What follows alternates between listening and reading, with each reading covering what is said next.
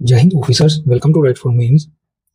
जैसा कि आपने थंबनेल पे देख लिया होगा कि हम मॉडर्न हिस्ट्री के टॉप 10 ऐसे थीम डिस्कस करने वाले हैं जो इस साल सीएसई मेंस 2025 में आपको देखने को मिल सकते हैं। चलिए देखते हैं कौन कौन सी ऐसे वो 10 थीम्स हैं जो इस साल 2025 के लिए इंपॉर्टेंट रहने वाले हैं। पहला जो है नेहरू वर्सेस गांधी जी। इनका जो विजन है clash on development, basically in the freedom struggle. जो गांधी जी और नेहरू जी हैं उनका क्या विजन था, क्या उनकी अप्रोच थी जो इंडिया के फ्रीडम स्ट्रगल में देखने को हमें जो मिली है, उसके ऊपर कंपैरिजन पूछ सकता है। ऐसा क्यों? क्योंकि उन्होंने पास्ट ईयर में, आपने अगर प्रीवियस ईयर एनालिसिस किया होगा तो आपको पता होगा, उन्होंने गांधी जी और सुभाष चंद्र बोस पे क्वेश्चन पूछा है। उन्होंने गांधी जी और जो बी आर अम्बेडकर जी हैं उन पे क्वेश्चन पूछा है। उन्होंने गांधी जी और जो रविंद्रनाथ टैगोर जी हैं उन पे क्वेश्चन पूछा है। तो 3 क्वेश्चन एक ही थीम से उन्होंने पूछे हैं। तो इस साल जो काफी इंपॉर्टेंट जो रहने वाला है, इस साल नहीं आया तो अगले साल भी आ सकता है। ये काफी इंपॉर्टेंट है। नेहरू जी और गांधी जी का जो विजन है उसके ऊपर क्वेश्चन वो पूछ सकता है। तो ये हम आगे डिस्कस भी करेंगे कि कैसा क्वेश्चन वो पूछ सकता है। आपको काफी बढ़िया कंटेंट मिलेगा। ठीक है, ये हमारा पहला टॉपिक है जो टॉप 10 में आता है। नेक्स्ट जो टॉपिक है, गांधी जी का जो कंस्ट्रक्टिव वर्क रहा है नेशनल जो नॉन कोऑपरेशन मूवमेंट है उस पे, और जो सिविल डिसओबीडिएंट मूवमेंट है उस पे। ये 2021 में पूछा था, तो ये क्वेश्चन तो रिपीट नहीं होने वाला। हम क्या करेंगे, जो लास्ट ईयर उसने जो क्विट इंडिया मूवमेंट के ऊपर क्वेश्चन पूछा था कि उसके रीजन क्या थे और उसके जो रिजल्ट थे क्या थे, तो रीजन और रिजल्ट ये इस साल, क्योंकि इस साल आपने देखा होगा प्रीलिम्स में भी काफी क्वेश्चन थी नहरा से, तो इस वजह से जो गांधी जी की मूवमेंट्स हैं वो काफी इंपॉर्टेंट रहने वाली है। इस सेशन में हम नॉन कोऑपरेशन मूवमेंट और सिविल डिसओबीडिएंट मूवमेंट में जो गांधी जी की अलग अलग अप्रोच रही थी, और साथ ही साथ ये भी डिस्कस करेंगे कि इन दोनों में क्या डिफरेंस था, और साथ ही साथ इनके क्या रीजन और जो रिजल्ट है वो रहे हैं। ठीक है, तो काफी होलिस्टिकली ये टॉपिक कवर करने वाले हैं। नेक्स्ट जो थर्ड टॉपिक है वो है सोशो रिलीजियस रिफॉर्म्स के ऊपर। कैसे जो सोशो रिलीजियस रिफॉर्म है उन्होंने हेल्प किया था नेशनल इवेकनिंग में। तो इनके बारे में ये प्रीवियस ईयर क्वेश्चन है जो हम डिस्कस करेंगे। इससे आपको इंसाइट मिलेगा कि कैसा क्वेश्चन वो पूछ सकता है। इसमें हम अलग अलग एग्जाम्पल्स लिखेंगे, जो अलग अलग मूवमेंट्स हुई हैं उसके बारे में लिखेंगे, तो आपको एक आइडिया हो जाएगा कि कैसा क्वेश्चन वो आगे पूछ सकता है। तो ये पीवाईक्यू है और इस साल ये भी पूछ सकता है। ठीक है, नेक्स्ट जो टॉपिक है 1857 uprising as a watershed in British colonial policy. आपने देखा होगा कि अभी वो 1857 पे क्वेश्चन एक दो साल में नहीं पूछ रहा है, तो इस साल ये काफी प्रोबेबिलिटी है कि इस साल 1857 के ऊपर कुछ ना कुछ तो वो पूछेगा। या तो वो जो अपराइजिंग हुई थी 1857 की उसके बारे में पूछेगा, या तो वो पूछेगा जो चार्टर एक्ट है जो 1857 से पहले आए हैं, उन्होंने कैसे हेल्प किया किया था ब्रिटिश को कंपनी के रूल को वीक करने में, और अपनी जो पावर है उसे एस्टेब्लिश करने में, अपनी जो पावर है उसे कंसोलिडेट करने में। ठीक है, तो ये दो टॉपिक, इससे एक क्वेश्चन तो आपको देखने को मिल सकता है। ठीक है, जो फिफ्थ टॉपिक है जो काफी इंपॉर्टेंट है वो है women's role in freedom struggle. ये गांधी एरा पे एक क्वेश्चन आया था, ये भी पीवाईक्यू है। इसमें आपको बढ़िया कंटेंट मिलेगा कि कैसे जो हमारे वीमेन फ्रीडम फाइटर हैं जो अलग अलग हैं, उन्हें कैसे आपने एग्जाम्पल में कोड करना है, तो वो आपको यहाँ पे सीखने को मिलेगा। इस साल ये भी काफी इंपॉर्टेंट रहने वाला है। सिक्स्थ जो टॉपिक है वो है जो मेजर ट्राइबल अपराइजिंग हुई थी 19th सेंचुरी में ब्रिटिश इंडिया में। पीवाईक्यू है, लेकिन इस साल ट्राइबल पे क्वेश्चन आने की संभावना है, तो ये भी हम साथ में करेंगे। इसमें आपको अलग अलग जो मेजर ट्राइबल अपराइजिंग है उसकी बेहतरीन एग्जांपल्स मिलेंगी, और मैं आपको 5 से 6 बढ़िया एग्जांपल मिलेंगे। कैसे उसे आंसर में एग्जीक्यूट करना है ये आप यहाँ पे सीखोगे। ठीक है, जो सेवंथ है कॉलोनियल इकोनॉमिक पॉलिसी के ऊपर। ब्रिटिश की जो इकोनॉमिक पॉलिसीज है उसका क्या इम्पैक्ट रहा है, कैसे उन्होंने एक्सप्लॉइट किया था हमारे इंडिया को, और इसका जो इम्पैक्ट है थ्रू आउट हमें इंडिपेंडेंस के बाद भी देखने को मिला है। इसके ऊपर क्वेश्चन पूछ सकता है, ये भी एक पीवाईक्यू है। एक साल इसके ऊपर भी पूछने की संभावना काफी रहेगी, तो इसे भी हम डिस्कस करने वाले हैं। नेक्स्ट जो एट्थ इंपॉर्टेंट टॉपिक रहने वाला है, इंपॉर्टेंट थीम जो रहने वाला है वो है स्वदेशी मूवमेंट के ऊपर। कैसे ये कैटलिस्ट की तरह एक्ट करता है for the development of Indian nationalism. आपको ये पता होगा जो स्वदेशी मूवमेंट है ये फर्स्ट मास मूवमेंट था, तो इसलिए क्विट इंडिया मूवमेंट को देखते हुए जो लास्ट ईयर उन्होंने पूछा था वैसा ही कुछ क्वेश्चन ये डिस्कस करने वाले हैं। ये भी पीवाईक्यू में पूछा गया है, तो आपने ये देखा होगा कि जो भी मैंने टॉपिक्स लिखे हैं जो मेनली वो पीवाईक्यू के बेस है। ठीक है, तो काफी इंपॉर्टेंट रहने वाला स्वदेशी मूवमेंट, ये भी हम साथ में डिस्कस करेंगे। और जो नाइन्थ है रोल ऑफ सुभाष चंद्र बोस जी, उनका जो रोल है फ्रीडम स्ट्रगल में वो देखेंगे। इस साल ये भी न्यूज में रहा था। इस साल न्यूज में क्यों था, क्योंकि इनकी जो डॉटर है उन्होंने एक आर्टिकल लिखा था जो इंडियन एक्सप्रेस में आया था, इनकी जो एसेज है वो इंडिया में वापस लाने के लिए, तो काफी इंपॉर्टेंट है। इनके ऊपर भी हम क्वेश्चन डिस्कस करने वाले हैं, जिसमें आपको एक बढ़िया कंटेंट, बढ़िया इंसाइट मिल जाएगी। जो 10th टॉपिक है वो चार्टर एक्ट के ऊपर पूछ सकता है कि कैसे उन्होंने हेल्प किया था ब्रिटिश रूल को जो कंसोलिडेट करने में और कंपनी के रूल को जो है वीक करने में। ठीक है, इससे आपके जो चार्टर्स एक्ट हैं उनके जो इंपॉर्टेंट जो फीचर्स हैं उसके बारे में देखने को मिलेगा। तो ये ओवरऑल जो हमारे जो 10 टॉपिक थे जो काफ़ी इंपॉर्टेंट हैं इस साल 2025 एग्जाम के लिए, तो उन्हें डिस्कस किया है। अभी हम वन बाय वन सभी क्वेश्चन डिस्कस करने वाले हैं। ये 10 टॉपिक, क्या ये 10 टॉपिक जो सफिशिएंट रहने वाले हैं आपके एग्जाम के लिए? तो आंसर है नहीं। इसके अलावा भी हम आगे आने वाले जो लेक्चर्स होंगे उसमें हम सोच रहे हैं कि एक मैराथन लेके आएंगे जिसमें हम कंप्लीट जीएस 1 के जो इसके अलावा जो इंपॉर्टेंट टॉपिक जो हमें लगते हैं, जो वो पूछ सकता है on the basis of previous year analysis, वो लेके आएंगे। 1 का पेपर है, उसमें जो मॉडर्न हिस्ट्री का जो सब्जेक्ट है उस पे आपको टॉप 10 की वीडियो ये है, ये पहली वीडियो है। इसके बाद आपको टॉप 10 आर्ट एंड कल्चर जो 2025 के लिए इंपॉर्टेंट थीम रहने वाले हैं वो डिस्कस करेंगे। उसके बाद हम मॉडर्न जो वर्ल्ड हिस्ट्री है उसके बारे में भी देखेंगे। उसके बाद जियोग्राफी के भी हम 10 टॉपिक्स सिलेक्ट करने वाले हैं और उसके बाद जो सोसाइटी है वो डिस्कस करेंगे। इन सभी के 10 टॉपिक्स जो इस साल इंपॉर्टेंट रहने वाले हैं उसके आपको मैराथन्स मिलेंगे। उसके बाद हम जीएस सेकंड पेपर पे शिफ्ट करेंगे, उसमें भी जो अलग अलग सब्जेक्ट हैं सब्जेक्ट वाइज हम टॉप 10 जो इंपॉर्टेंट थीम्स रहने वाले हैं वो वन बाय वन डिस्कस करते चलेंगे। इसके अलावा अगर हमें लगा कि कुछ टॉपिक्स जो हम मिस कर रहे हैं तो वो हम लास्ट में एक मैराथन रखेंगे जिसमें हम जो सुपर 30 क्वेश्चंस होंगे जो हम यहाँ पे कवर नहीं कर पा रहे हैं तो वो डिस्कस करेंगे, जिसमें आपको जीएस 1 कंप्लीट मिलेगा, जीएस 2 कंप्लीट मिलेगा, जीएस 3 कंप्लीट मिलेगा और जीएस 4 के जो एथिक्स का पेपर है उसमें हम कुछ पॉइंट डिस्कस करेंगे जो आपको काफी हेल्प करेंगे in the of ethics paper. ठीक है, तो चलिए इस जो टॉप 10 जो मॉडर्न हिस्ट्री के जो थीम्स है उन्हें डिस्कस करते हैं। फर्स्ट क्वेश्चन है, to what extent did Nehru's socio economic vision deviate from Gandhi's ideals of swaraj and ट्रस्टशिप?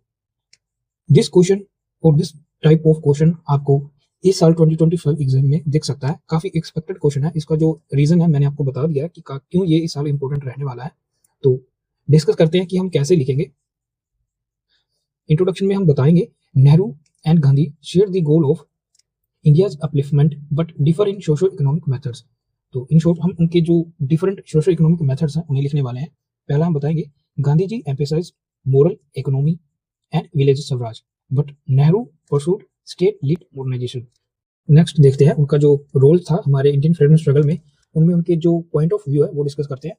ये टेबल फॉर्मेट में हमने डिस्कस किया है ताकि आपको एग्जाम में इजी रहे, या इजिली आपको जो भी हम डिस्कस करेंगे इसकी पीडीएफ आपको टेलीग्राम लिंक नीचे डिस्क्रिप्शन में मिल जाएगा, वहां से आप रीड कर लीजिएगा। चलिए डिस्कस करते हैं। जो फर्स्ट पॉइंट है इकोनॉमिक मॉडल, गांधी जी का जो रोल था वो था, उनका जो फोकस था वो ग्राम स्वराज, खादी और विलेज इकोनॉमी के ऊपर था। वो चाहते थे कि जो विलेज है वो सेल्फ सफिशिएंट हो, इसलिए जो उनका जो इकोनॉमिक मॉडल हमने जो एक्सपेक्ट डिस्कस किया है उसमें ये पॉइंट लिखा है। जो नेहरू जी थे वो चाहते थे जो इकोनॉमी है वो सेंट्रलाइज्ड हो, तो इसलिए वो उनका जो फोकस था वो 5 ईयर प्लान्स और हैवी इंडस्ट्रीज के ऊपर था। तो ये उनका जो हमने इकोनॉमिक की जो डायमेंशन है वो कवर किया है। नेक्स्ट सेकंड पॉइंट है इंडस्ट्रियलाइजेशन के ऊपर।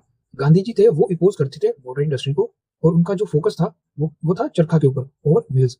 ठीक है, क्योंकि इसका जो रोल था व्हील्स की जो इकोनॉमी में वो काफी था चरखा का, तो वो हैवी इंडस्ट्री को अपोज करते थे। जो नेहरू जी हैं वो प्रमोट करते थे इंडस्ट्री को, तो उन्होंने उनका जो रोल रहा है जो बहेलिया, बोखारो स्टील प्लांट, इनमें उनका जो कंट्रीब्यूशन रहा है कहीं ना कहीं। ठीक है, तो ये हमने इंडस्ट्रियलाइजेशन का जो पार्ट है वो कवर किया है। नेक्स्ट, टेक्नोलॉजी में क्या रोल रहा है? गांधी जी फेवर करते थे simple tools like handlooms, spinning wheels, इनको वो प्रमोट करते थे in form of technology. But जो नेहरू जी थे वो एडवोकेट करते थे साइंस एंड टेक में, उनका जो फोकस रहा है वो आईआईटीज को प्रमोट करने में। एटॉमिक एनर्जी कमीशन में एटॉमिक एनर्जी के ऊपर उनका काफी बड़ा रोल रहा है। ठीक है, वो था मोरल ओनरशिप के ऊपर, जैसे Tata Birla as a trustees थे ना, वैसे नॉट ओनर्स के ऊपर। ठीक है, जो नेहरू जी थे उनका जो फोकस था वो स्टेट रिडिस्ट्रीब्यूशन के ऊपर था, इसलिए उन्होंने उनका जो फोकस रहा है लैंड रिफॉर्म्स के ऊपर और बैंक नेशनलाइजेशन के ऊपर रहा है। तो ये उनका डिफरेंट व्यू था। ट्रस्टशिप के ऊपर फिफ्थ था in the form of in agriculture की ऑर्गेनिक फार्मिंग हो, स्मॉल स्केल पे जो फार्मिंग होती है उस पर फोकस करना चाहिए, उसे प्रमोट करना चाहिए। ठीक है, और जो नेहरू जी थे उनका जो फोकस रहा है वो एग्रीकल्चर मॉडर्नाइजेशन के ऊपर रहा है, क्योंकि उस समय पे हमारी पॉपुलेशन काफी तेजी से बढ़ रहा था, तो एग्रीकल्चर मॉडर्नाइजेशन के ऊपर उनका फोकस काफी था। तो fertiliser factories, community development programme के ऊपर उनका फोकस रहा था। ये था एग्रीकल्चर का पॉइंट। नेक्स्ट जो था in the form of education model, जो गांधी जी का मेन फोकस था वो मोरल एजुकेशन के ऊपर था। उनका यही मानना था कि अगर स्टूडेंट मोरली एजुकेट होगा तो एक बढ़िया सिटीजन बनेगा देश का, जिसकी वजह से अगर और बढ़िया कंट्रीब्यूट करेगा देश की ओवरऑल ग्रोथ में। तो वो मोरल एजुकेशन के ऊपर एम्फेसाइज करते थे। और जो नेहरू जी थे, उनका फॉर्मल और टेक्निकल एजुकेशन के ऊपर काफी फोकस था। 7th पॉइंट में देखेंगे गवर्नेंस विजन के ऊपर दोनों को क्या व्यू था। गांधी जी का डिसेंट्रलाइजेशन के ऊपर था, इसलिए वो पंचायती राज और विलेज रिपब्लिक्स की बात करते थे, और नेहरू जी का जो व्यू था वो सेंट्रलाइज स्टेट के ऊपर था, इसलिए वो प्लानिंग कमीशन और स्ट्रॉन्ग पार्लियामेंट की बात करते थे। ठीक है, इंडिपेंडेंस में क्या रोल था दोनों का। जो गांधी जी है उनका जो काफी बड़ा रोल रहा है वो मास मोबिलाइजेशन में रहा है, और उनका जो मेथड था वो नॉन वायलेंस था। तो इसमें जो हम एग्जाम्पल में लिख सकते हैं कैसे सत्याग्रह और साल्ट जो मार्च हुई थी, क्विट इंडिया मूवमेंट हुई थी, अलग अलग मूवमेंट्स हुए थे, उनमें काफी बड़ा रोल था।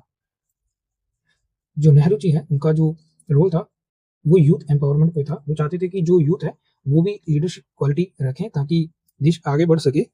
और उनका जो रोल रहा है इंडिपेंडेंस में जो मेजरली रहा है वो कंट्रीब्यूशन असेंबली में रहा है, मॉडर्निस्ट वॉइस में रहा है, और लाहौर सेशन 1929 जिसमें उन्होंने स्वराज की जो कंप्लीट स्वराज थी उसकी डिमांड की थी।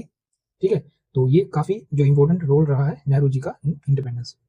ये थे हमारे जो पॉइंट जिसमें वो डेविएट करते थे। नेक्स्ट हम उनके जो शेयर्ड गोल थे जो कॉमन थे उनमें वो भी पॉइंट ऐड करेंगे अपने आंसर में। तो वो क्या थे, दोनों का फोकस जो सोशल जस्टिस पे था, इक्वालिटी पे था, नेशनल सेल्फ रिलायंस पे था। ठीक है, नेक्स्ट हम समराइज करेंगे, कंक्लूजन में क्या लिखेंगे। Despite shared national goals Nehru's path diverged through state-led modernism while Gandhi remained rooted in ethics, simplicity and village autonomy. ठीक है, तो इसके साथ हमने कंक्लूड किया है। ऐसा ही कंक्लूजन आप रख लीजिएगा और एग्जाम में पूछे तो ऐसे ही लिख दीजिएगा।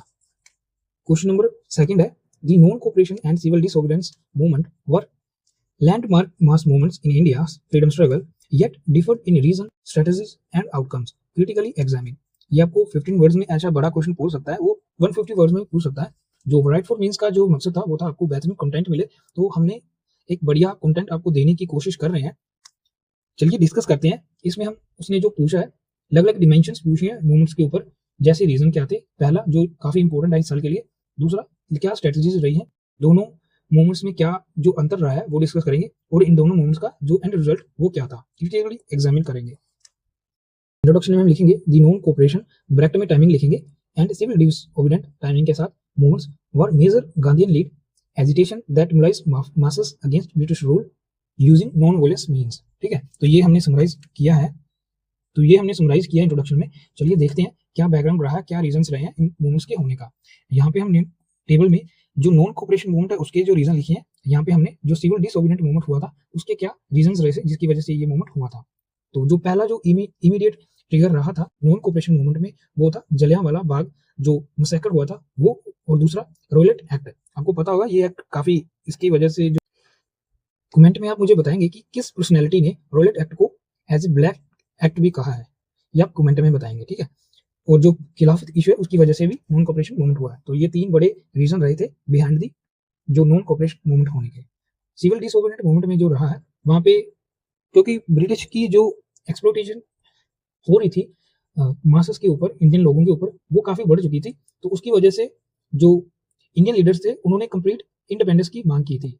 और दूसरा रीजन ये साइमन कमीशन की वजह से। क्यों, इसमें दो रीजन थे। पहला तो जो इसमें जो ब्रिटिशर थे वो सभी मेंबर जो ब्रिटिशर ही थे। आप बताएंगे कि कितने मेंबर थे, ठीक है, कमेंट में बताएंगे आप कितने मेंबर थे साइमन कमीशन में। और दूसरा इसके प्रोटेस्ट में हमारे एक जो काफी फेमस पर्सनैलिटी थे हमने उनको लॉस किया था इस प्रोटेस्ट में। और जो तीसरा रीजन था वो था ग्रेट डिप्रेशन का। ये था हमारा पहला जो इमीडिएट ट्रिगर रहा था behind the both movements. Next है आइडियोलॉजिकल बेसिस। इसमें बताएंगे जो आइडियोलॉजिकल बेसिस रहा था नॉन कोऑपरेशन मूवमेंट में वो था स्वराज। यहाँ पे सिविल डिसओबीडिएंट मूवमेंट में हमने पूर्ण स्वराज की बात की थी वाया सिविल डिसओबीडिएंट, यही लिखा है। नेक्स्ट जो थर्ड पॉइंट है लीडरशिप के ऊपर है। गांधी जी ने लॉन्च किया था आफ्टर नागपुर सेशन 1920, तो ये बेसिक फैक्ट है, आपको पता होगा, रट लीजिएगा। और सिविल डिसओबीडिएंट मूवमेंट जो हुआ था वो हुआ था based on 1930 Lahore session resolution. यहाँ पे हमने पूर्ण स्वराज की बात की थी। आप बताएंगे कि जो लाहौर सेशन हुआ था उसमें जो प्रेसिडेंट कौन रहे थे। ठीक है, नेक्स्ट जो हम डिस्कस करते हैं, नेक्स्ट जो सेकंड पॉइंट हमारा रहने वाला है वह strategy and nature of protest के ऊपर, कि स्ट्रेटजी क्या क्या रही थी नॉन कोऑपरेशन मूवमेंट में और सिविल डिसओबीडिएंट मूवमेंट में। पहला जो नेचर में हमने लिखा है passive resistance non cooperation movement में हुई थी, और बाइकआउट किया था उन्होंने स्कूल्स का, टाइटल्स का और कोर्स का। आप बताएंगे कि किसने जो टाइटल है वो रिनाउंस किया था इस मूवमेंट के चलते, इस मूवमेंट को सपोर्ट करने के लिए अगेंस्ट दी ब्रिटिशर। ठीक है, सिविल डिसओबीडिएंट मूवमेंट में जो नेचर क्या थी इसकी, एक्टिव रेजिस्टेंस थी, ठीक है। ब्रेकिंग सोल्ट लॉ, इसमें जो गांधी जी है उन्होंने जो सोल्ट का जो लॉ है वो ब्रेक किया था। और रिफ्यूजल टू पे टैक्सेस, इसमें जो टैक्स हम नहीं पे करेंगे, जो हैवी टैक्स जो हमारे फार्मर्स के ऊपर लगते थे, वो जो सोल्ट लॉ था काफी वो एक्सप्लॉइटेटिव लॉ था, उसके अपोज में गांधी जी ने ये मूवमेंट शुरू की थी। ठीक है, तो ये उसका जो नेचर था यही था, एक्टिव रेजिस्टेंस। मेथड कौन कौन से थे हमें पता है, गांधी जी जो नॉन वायलेंट उनका जो मीन्स रहा है, और यहाँ पे भी नॉन वायलेंट ही रहा है। नेक्स्ट जो है विदड्रॉवल रीजन, ये विदड्रॉवल हुई थी, आपको पता है जो नॉन कोऑपरेशन मूवमेंट था वो गांधी जी ने वापस ले ली थी, चरी चोला जो वोलेंस हुआ था उसके चलते 1922 में हुई थी। और जो सिविल डिसोबीडिएंट मूवमेंट है उसे विदड्रॉल क्यों किया था गांधी जी ने, जो मेजर जो रीजन रहा था वो गांधी इवेंट फैक्ट में जो उनका जो समझौता हुआ था उसकी वजह से। ठीक है, और आप मुझे बताएंगे कि गांधी जी ने एक एक ही जो राउंड टेबल कॉन्फ्रेंस है उसमें पार्टिसिपेट किया था, वो कौन सी राउंड टेबल कॉन्फ्रेंस थी। ठीक है, ये भी आप मुझे कमेंट में बताएंगे। थर्ड जो हम देखेंगे पार्टिसिपेशन देखेंगे मासस की, दोनों ही मूवमेंट्स में पीजेंट थे, ट्राइबल्स थे, वीमेंस थी और बिजनेस क्लासेस थे। ठीक है, यहाँ पे ट्राइबल का रोल जो रहा है लिमिटेड रहा है नॉन कोऑपरेशन मूवमेंट में। ठीक है, और सिविल डिसोबीडिएंट मूवमेंट में ये काफी हाई था। ये एक बेसिक पॉइंट था जो आप याद रख सकते हो। नेक्स्ट देखते हैं मोस्ट इंपोर्टेंट, इसके जो इम्पैक्ट और रिजल्ट क्या रहे थे मूवमेंट्स के, जो आपको एग्जाम में पूछ सकता है। जैसे पिछले साल उन्होंने क्विट इंडिया मूवमेंट्स के ऊपर पूछा है। पहला है पॉलिटिकल, जो नॉन कोऑपरेशन मूवमेंट है उसकी वजह से जो इंडियन नेशनल कांग्रेस है वो एक मास पार्टी की तरह उभर के आई थी। ठीक है, और जो सिविल डिसोबीडिएंट मूवमेंट है इसने अवेयर कर दिया था मासस को अबाउट पूर्ण स्वराज, पूर्ण स्वराज के लिए जो लोगों को एकजुट किया था सिविल डिसोबीडिएंट मूवमेंट ने। और दूसरा जो बड़ा इंपैक्ट जो रिजल्ट रहा है वो है ब्रिटिश का रिस्पॉन्स क्या था, हराश रेप्रेशन। नॉन कोऑपरेशन के बाद उनका जो एक्सप्लोटेटिव जो नेचर थी वो काफी हार्श थी, काफी बड़ी पर्सनैलिटीज को उन्होंने अरेस्ट भी किया था। आप नेम बताएंगे कौन सी जो पर्सनैलिटी है जिनको अरेस्ट किया गया था during the non cooperation movement. ठीक है, और सिविल डिसोबीडिएंट मूवमेंट में क्या था, negotiation via Gandhi Irwin pact, इसके बाद जो समझौता हुआ था उसके बाद जो सिविल डिसोबीडिएंट मूवमेंट है वो विथड्रॉल कर ली थी गांधी जी ने, उसके बाद फिर से रीस्टार्ट की थी। आप मुझे डेट बताएंगे कौन सी डेट को जो सिविल डिसोबीडिएंट मूवमेंट है वो रीस्टार्ट की गई थी। नेक्स्ट है साइकोलॉजिकल इंपैक्ट क्या थे, national confidence against colonial rule. तो जो हमारे नेशन के जो लोग थे उनमें कॉन्फिडेंस आया था कि हाँ हम लड़ सकते हैं अगेंस्ट दी कॉलोनियल रूल। इसमें जो था मोरल विक्ट्री मिली थी उन्होंने डिस्पाइट फेलियर। ठीक है, ये सिविल डिसोबीडिएंट मूवमेंट फेलियर रहा था क्योंकि गांधी जी ने सिर्फ जो एक गांधी इरविन पैक्ट के बाद इसे जो विड्रॉल कर लिया था उसके बाद, लेकिन फिर भी इसका जो मोरल विक्ट्री में वो काफी बड़ा रोल रहा है। ब्रिटिशर को काफी प्रेशराइज किया गया था इस सिविल डिसोबीडिएंट मूवमेंट में और गांधी इरविन पैक्ट में। नेक्स्ट जो है क्या सिमिलरिटीज रही हैं दोनों मूवमेंट्स में, दोनों ही नॉन वायलेंस बेस्ड थी और मास मोबिलाइजेशन थी। गांधी की लीडरशिप कॉमन रही थी दोनों में, सत्याग्रह दोनों में सेंट्रल था, दोनों का इंपैक्ट हमें ऑल ओवर इंडिया पे देखने को मिलता है। नेक्स्ट जो डिफरेंस थे वही जो ऊपर लिखे हैं वही हमने जस्ट समराइज किए हैं। जो नॉन कोऑपरेशन मूवमेंट वो एक सिंबॉलिक था, जो सिविल डिसोबीडिएंट मूवमेंट था वो कंक्रीट था और काफी बड़े लेवल पे ये हुआ था। एग्जाम्पल लिखा है साल्ट मार्च का। जो नॉन कोऑपरेशन मूवमेंट है वो एंड किया था अब्रप्टली, जो सिविल डिसोबीडिएंट मूवमेंट है उसने लीड किया था फॉर्मल पैक्ट जो हमने ऊपर डिस्कस किया उसे। तीसरा जो है सिविल डिसोबीडिएंट मूवमेंट वो ब्रॉडर सोशल पार्टिसिपेशन उसमें देखने को मिला था as compare to non cooperation movement. Summarise करते हैं, while both movements laid strong foundation for Indian freedom, the civil disobedient movement marked a more assertive phase with deeper participation and shared ideological clarity। तो ये हमने summarise किया, जो civil disobedient movement है वो बड़ा मूवमेंट था, उसके बारे में जस्ट लिखा है। ऐसा क्वेश्चन आपको 2021 में पूछा गया था, रीड करते हैं। Bring out the constructive programme of Mahatma Gandhi during non cooperation movement and civil disobedient movement, 2021 में पूछा गया था। तो इसमें उनके जो अलग अलग कंस्ट्रक्टिव प्रोग्राम रहे थे इन दोनों मूवमेंट में उसके ऊपर पूछा था। हमने जो इस बार डिस्कस किया वो इसके जो रीजंस और इसके जो इम्पैक्ट रहे हैं वो किए हैं। ठीक है, तो ये था हमारा सेकंड क्वेश्चन। नेक्स्ट डिस्कस करते हैं थर्ड क्वेश्चन। नेक्स्ट हमारा थर्ड क्वेश्चन है, what was the character of social religious reform in 19th century and how did they contribute to the national awakening in India. 250 words में पूछा गया था 2007 में। चलिए डिस्कस करते हैं। बेसिकली उन्होंने कैरेक्टर पूछे थे जो सोशल रिलीजियस रिफॉर्म थे वो, और उसका जो कंट्रीब्यूशन रहा था नेशनल अवेकनिंग में वो पूछा है। तो चलिए डिस्कस करते हैं। शॉर्ट इंट्रोडक्शन कैसे लिखने वाले हैं। The 19th century social religious reform movement in India were product of both indigenous efforts and western influence। Underline के साथ लिखा है, जो इंडिजीनियस एफर्ट्स भी रहे हैं इन मूवमेंट्स में और वेस्टर्न इन्फ्लुएंस भी रहा है। एम क्या था, to purify religion and eradicate social evils through rational and moral reinterpretation. ठीक है, काफी होलिस्टिकली हमने लिखा है यूजिंग द कीवर्ड्स, ऐसे ही कीवर्ड्स आपने अंडरलाइन करने हैं। तो इसे भी आप रट लीजिएगा। ऐसा ही अगर क्वेश्चन पूछे सोशल रिलीजियस रिफॉर्म के ऊपर तो ऐसे ही लिख दीजिएगा। ये 25 वर्ड्स के अंदर हमने लिखा है। नेक्स्ट देखते हैं क्या कैरेक्टर्स रहे थे जो 19th सेंचुरी में सोशल रिलीजियस रिफॉर्म हुए थे उनके। पहला जो है इनका जो फोकस रहा था वो रैशनलिज्म के ऊपर था और ह्यूमन डिग्निटी के ऊपर था, influenced by western liberal ideas and Indian philosophical revival. तो एग्जांपल में हमने लिखा है राजा राम मोहन रॉय थे। इसके ऊपर भी इस साल क्वेश्चन प्री में पूछा गया था, तो ये भी पर्सनैलिटी इंपॉर्टेंट है आपके 2025 एग्जाम के लिए। राजा राम मोहन रॉय थे, उन्होंने प्रमोट किया था मोनोथिज्म को एंड रीजन इन ब्रह्मो समाज, काफी इंपॉर्टेंट है। नेक्स्ट जो था जो सोशल रिलीजियस रिफॉर्म था उनका जो करेक्टर था वो था, इनका जो एम था वो रिफॉर्म करना था रिलीजन को from with in, not rejecting it. तो वो रिलीजन के अगेंस्ट बिल्कुल नहीं थे, ऐसा पॉइंट आपने एग्जाम में नहीं लिखना है। वो रिलीजन के अंदर जो सोशल इवल्स थे, जो कमियां थी, उन्हें दूर करना चाहते थे। तो हमने यहाँ पे एग्जाम्पल में लिखा है स्वामी दयानंद सरस्वती जी हैं, उन्होंने आर्य समाज शुरू किया था जो एडवोकेट करता था रिटर्न ऑफ वैदिक प्योरिटी को। ठीक है, तो ये हमने सेकंड पॉइंट में लिखा है। नेक्स्ट थर्ड पॉइंट देखते हैं, challenge social evil like Sati, child marriage, untouchability and caste discrimination. तो ऐसा लगभग सभी मूवमेंट का यही गोल था। एग्जाम्पल में हमने लिखा है ज्योतिबा फुले ने जो सत्याशोधक समाज है वो स्टेब्लिश किया था अगेंस्ट द अनटचेबिलिटी, जो करेक्टरिस्टिक रहा था हमारी जो 9th सेंचुरी में सोशल रिलीजियस मूवमेंट का, वो पढ़ने। नेक्स्ट पॉइंट है promoted modern education specially in English and sciences. तो इंग्लिश के ऊपर जो वेस्टर्न इन्फ्लुएंस था वो उसकी वजह से इंग्लिश भी जरूरी हो गया था और साइंस के ऊपर। ठीक है, एग्जाम्पल में हमने लिखा है सर सैयद अहमद खान, उन्होंने फाउंड किया था Aligarh Muslim University for modern Muslim education. Vernacular press and literature में उनका काफी बड़ा रोल रहा है। एग्जाम्पल में हमने लिखा Ishwar Chandra Vidyasagar use Bengali prose and journals to advocate widow remarriage. तो जो विडो रीमैरिज को उन्होंने प्रमोट किया था। नेक्स्ट पॉइंट है encouraged women's upliftment and education. ठीक है, ये भी लगभग सभी जो हमारी सोशल रिलीजियस मूवमेंट हुई है उन्होंने सब में वुमेन एम्पावरमेंट की, वुमेन अपलिफ्टमेंट की बात की गई है और एजुकेशन की बात की गई है। एग्जाम्पल में हमने लिखा केशव चंद्र सिंह है, उन्होंने सपोर्ट किया था फीमेल एजुकेशन थ्रू ब्रह्मो समाज। ठीक है, एग्जाम्पल के साथ हमने सभी पॉइंट जस्टिफाई किए हैं, ऐसे ही आपने एग्जाम में लिखना है। जिस पॉइंट को भी आप लिख रहे हो उसे शॉर्ट में लिखिए और एग्जाम्पल भी नाल दीजिए। नेक्स्ट देखते हैं कंट्रीब्यूशन टू नेशनल अवेकनिंग क्या रहा है इन सोशो रिलीजियस मूवमेंट्स का।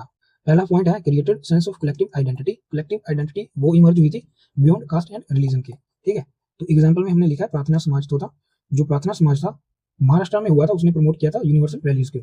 जो ऐसे कीवर्ड्स होते हैं यूनिवर्सल वैल्यूज, आपको ऐसे कीवर्ड्स को अंडरलाइन करना है एग्जाम में। मॉडल आंसर में हमने ये कोशिश किया कि जैसे आपने एग्जाम में लिखना है, जैसे अंडरलाइन करना है, किस पॉइंट को हाईलाइट करना है, वो हमने मॉडल आंसर में दिखाया है। ऐसा आपको बहुत कम जो आंसर होते हैं उनमें देखने को मिलता है। नेक्स्ट पॉइंट है instil pride in India culture heritage. जो इंडिया का कल्चर है, कल्चर हेरिटेज है, उसमें प्राइड जो है वो इंस्टिल किया था इन रिलीजियस रिफॉर्म में। तो एग्जाम्पल में मैंने लिखा है स्वामी विवेकानंद जी हैं, उन्होंने रीडिफाइन किया था हिंदुइज्म को as a force for moral nationalism. काफी बढ़िया वर्ड है, आपने एग्जाम में यूज करना है। नेक्स्ट है वीकेंड ऑर्थोडॉक्सी, कैसे paving way for democratic values. जो डेमोक्रेटिक वैल्यूज है उनके ऊपर फोकस रहा था इन सोशल रिलीजियस मूवमेंट्स का। तो एग्जाम्पल में हमने लिखा है जो थियोसॉफिकल सोसाइटी है उसका जो फोकस था स्पिरिचुअल इक्वालिटी के ऊपर था और उसने चैलेंज किया था कास्ट बेस्ड हायरार्कीज को। ठीक है, तो ये भी हमने इस पॉइंट को जस्टिफाई किया है कैसे इन्होंने वीक किया था ऑर्थोडॉक्सी को एंड प्रमोट किया था डेमोक्रेटिक वैल्यूज को। नेक्स्ट जो है build and educated middle class. जो मिडिल क्लास है उनको एजुकेट करने में भी जो इनका काफी बड़ा रोल रहा है इन सोशल रिलीजियस रिफॉर्म्स का। एग्जाम्पल में हमने लिखा है Gandhi ji and Nehru ji deeply influenced these reform. ठीक है, कंक्लूजन में हमने शॉर्ट कंक्लूजन लिखा है कैसे social religious reform modernise society and sow the seeds of collective identity. Underline करेंगे collective identity and political nationalism को। तो ये काफी शॉर्ट में हमने लिखा है, आप ऐसा ही कंक्लूजन पहले से ही रेडी रखिएगा। अगर आपको किसी भी सोशल मूवमेंट्स के ऊपर क्वेश्चन पूछेंगे तो ऐसा कंक्लूजन आप विद इन 15 से 20 वर्ड आप उसे एग्जाम में लिख दीजिएगा। हमारा फोर्थ क्वेश्चन है explain how uprising of 1857 constitute an important watershed in evolution of British policies toward colonial India। 2016 में पूछा गया है ये क्वेश्चन।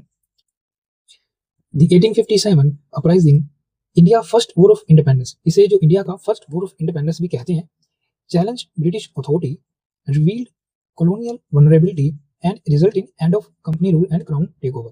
ठीक है, तो ये हमने समराइज किया है, जो हम आगे लिखने वाले हैं उसे, जो उसने क्वेश्चन में पूछा था और उसका जो रोल है जस्ट उसे ही समराइज किया है और बताया है कि हम आंसर में क्या लिखने वाले हैं। पहला हेडिंग हम देंगे जो उसने पूछा है, 1857 uprising has watershed in British colonial policy. आपको ऐसे ही हेडिंग लिखनी है एग्जाम में और इस तरीके से बॉक्स करने के बाद उसे अंडरलाइन कर देना है ऐसे लाइंस में। ऐसा हम आंसर राइटिंग में भी आपको देखने को मिलेगा, जो हम आंसर राइटिंग करते हैं डेली उसमें भी आपको ये देखने को मिलेगा। पहला पॉइंट हम लिखेंगे एंड ऑफ कंपनी रूल। कैसे? Company's power ended, British crown took direct control. Example में हम देखेंगे कि कैसे गवर्नमेंट ऑफ इंडिया एक्ट 1858 ने पोस्ट क्रिएट की थी सेक्रेटरी ऑफ स्टेट की। तो ये जो रोल पहले कंपनी करती थी वो भी सेक्रेटरी ऑफ स्टेट को दे दिया गया। कहीं ना कहीं इसने जो कंपनी की पावर थी, जो ईस्ट इंडिया कंपनी थी, उसकी पावर को कम किया है। सेकंड जो था आर्मी रीऑर्गेनाइजेशन। इंडियन सोल्जर्स जो पहले थे, इस अपराइजिंग से पहले इंडियन सोल्जर काफी थे जो ब्रिटिश आर्मी थी उसमें। इस अपराइजिंग के बाद क्योंकि इंडियन सोल्जर ने ही अपोज किया था, जो 1857 है उसमें जो आर्मी का काफी जो बड़ा रोल रहा है इस अपराइजिंग में, तो उसे देखते हुए इंडियन की जो नंबर थे वो कम कर दिए थे ब्रिटिश ने आगे आने वाली जो आर्मी की भर्ती थी उसमें। तो इंडियन सोल्जर रिड्यूस हो गए थे और ब्रिटिश सोल्जर्स वो इंक्रीज हो गए थे क्योंकि वो लॉयल ग्रुप। सेकंड पॉइंट है आर्मी रीऑर्गेनाइजेशन। इस अपराइजिंग के बाद उन्होंने इंडियन सोल्जर को रिक्रूट करना बंद कर दिया था, काफी कम रिक्रूट करते थे और जो वो फेवर करते थे वो लॉयल ग्रुप्स को रिक्रूट करने में फेवर करते थे। कौन से थे वो ग्रुप? सिख्स एंड गोरखास, इन्हें प्रेफर करते थे। उनकी जो रेशो थी ब्रिटिश टू इंडिया वो भी काफी चेंज हो गई थी, 1:2 हो गई थी। तीसरा जो पॉइंट है वो है डिवाइड एंड रूल पॉलिसी। इसमें क्या देखेंगे, उन्होंने प्रमोट किया कम्युनल डिवीजन को टू प्रिवेंट यूनिटी। वो नहीं चाहते थे कि जो इंडिया के लोग हैं वो यूनाइट हों। वो डिवाइड एंड रूल पॉलिसी के ऊपर उनका फोकस रहता था। सेपरेट इलेक्टोरेट उन्होंने मुस्लिम्स के लिए जो डाले थे वो इंस्टीट्यूट कर दिए थे, जो एक्ट था 1909 वाला उसमें। तो यही एग्जाम्पल में हमने लिखा है। फोर्थ पॉइंट लिखेंगे रेशियल डिस्क्रिमिनेशन इंक्रीज्ड। कैसे? जो इंडियन है उनको एक्सक्लूड किया था, टॉप जो एडमिनिस्ट्रेटिव सर्विस है उसमें वो रिक्रूट नहीं करते थे और जो मिलिट्री पोजीशन है उसमें भी नहीं करते थे। एग्जाम पीसीएस जो इंडियन सिविल सर्विस का जो एग्जाम होता था वो उन्होंने लंदन बेस्ड कर दिया था। ठीक है, जो पार्टिसिपेशन है वो कम हो सके। आप मुझे कमेंट में बताइए कि हमारे ऐसे जो फेमस पर्सनैलिटी हैं जिन्होंने आईसीएस का एग्जाम फर्स्ट अटेम्प्ट में निकाला था और बाद में रिजाइन भी कर दिया था। नेक्स्ट है फिफ्थ पॉइंट इकोनॉमिक एक्सप्लॉयटेशन। कैसे? उन्होंने हैवी टैक्सेशन लगा दी थी। लैंड रिवेन्यू जो सिस्टम था वो ऐसा बना दिया था जो पीजेंट को काफी हर्ट्स करता था। एग्जाम्पल में हमने लिखा है रोइटवारी जो सिस्टम था उनका मद्रास में और परमानेंट सेटलमेंट बंगाल में, वो काफी एक्सप्लोटेटिव था। सिक्स्थ पॉइंट हम लिखेंगे, आई होप आपको जो ये रोइटवारी जो सिस्टम है, परमानेंट सेटलमेंट है, इस पे अलग क्वेश्चन भी आ रखे हैं। आपको इन जो मेजर इकोनॉमिक एक्सप्लोटेशन जो पॉलिसीज है उसके ऊपर आपने जो है कंटेंट रेडी रखना है, आपको एग्जाम में देखने को मिल सकता है। ऐसा ही कुछ क्वेश्चन हमने आगे डिस्कस भी करना है।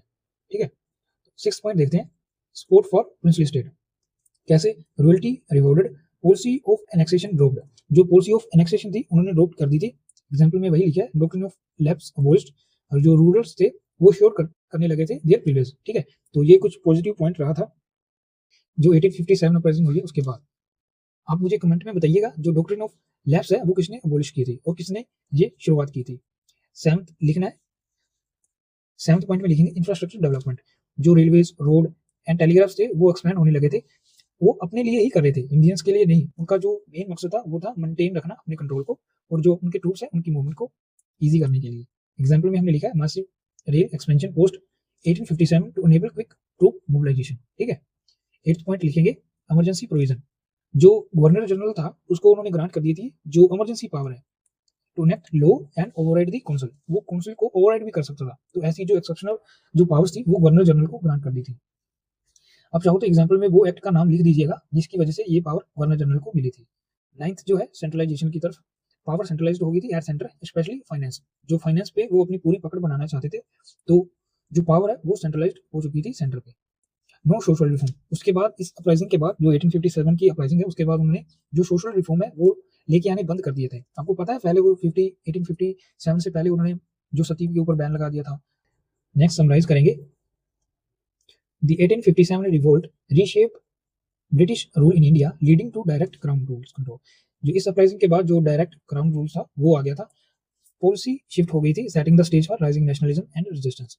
ठीक है, नेक्स्ट जो फिफ्थ क्वेश्चन है उसे डिस्कस करते हैं।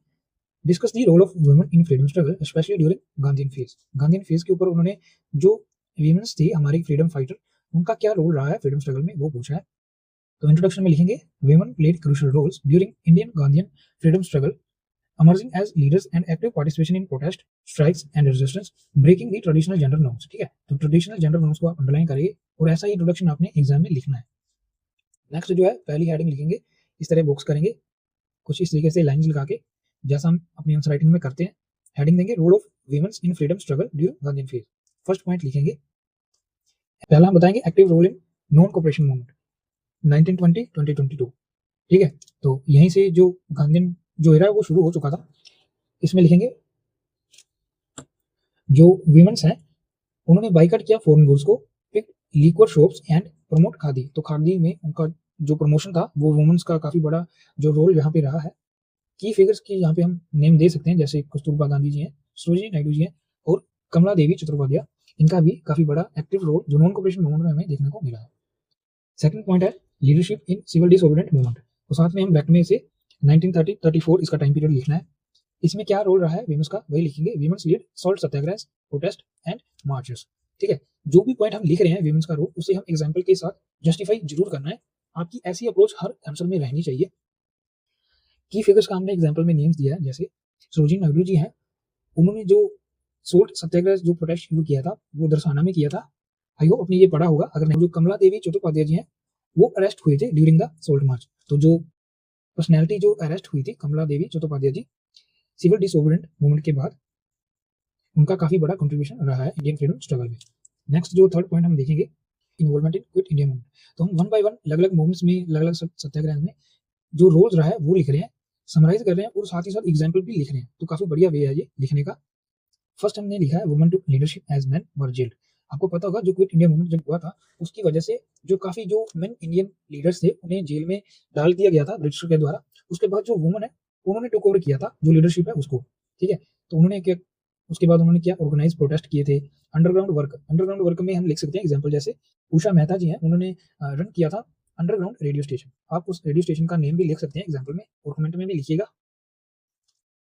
नेक्स्ट जो फोर्थ पॉइंट हम लिखेंगे, कंट्रीब्यूशन एज सोशल रिफॉर्मर्स। कैसे work for women's education, oppose child marriage and purdah system को भी उन्होंने अपोज किया था। तो एग्जाम्पल में हम वही लिखेंगे, जो कमला देवी चट्टोपाध्याय जी हैं उन्होंने फाउंड किया था ऑल इंडिया वुमेन कॉन्फ्रेंस जो इन सोशल इवेंट्स के साथ डील करता था।